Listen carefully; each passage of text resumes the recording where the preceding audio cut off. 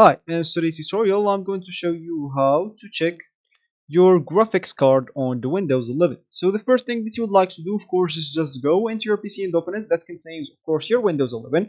And if you're a Windows 10 user and you would like to go or upgrade into Windows 11, you can just go and do that right now for free just through your settings. Of course, the upgrade from Windows 10 into 11 will not delete any personal files, any apps, or anything else from your PC. The only things that's going to be changed is your Windows or system from Windows 10 into 11. And of course, you can run the installation or download it to the background of your PC. And your PC might be a bit slower, but it's not going to be a big problem, especially if you have a good PC.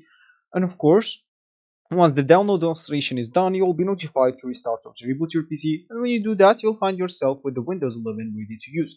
Of course, you'll even have a recovery point if you want to go back into your Windows 10 whenever you want, or if you're facing some issues, but that's not most likely to happen, or maybe if you just like maybe Windows 10. But I bet when you get used into Windows 11, you will stay on it and you'll like it even much better. So as we said in the beginning of the video, is we would like to check the graphics card on Windows 11. So how can we do that? Of course, you can just go and open your startup menu by clicking on the Windows key on your keyboard or clicking here on your screen. Then make sure to go and open the device manager.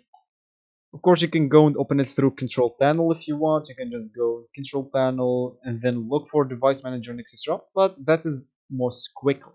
And here you can just go and make that big. And here we are going to look for our graphic.